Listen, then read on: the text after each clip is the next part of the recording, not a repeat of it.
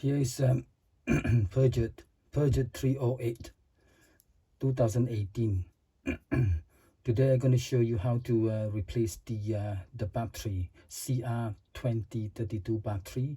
Okay, the battery is in there. Okay, we need to remove the cover here.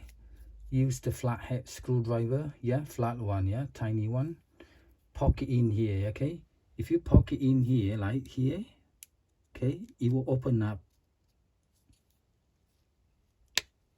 See,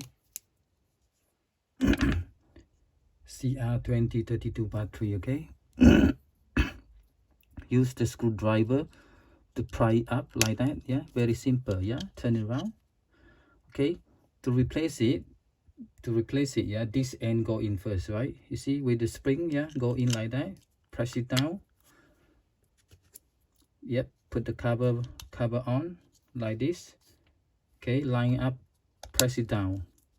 Okay, it's very simple, isn't it? Yep. Thank you for watching. Yeah, please subscribe to the channel. Thank you.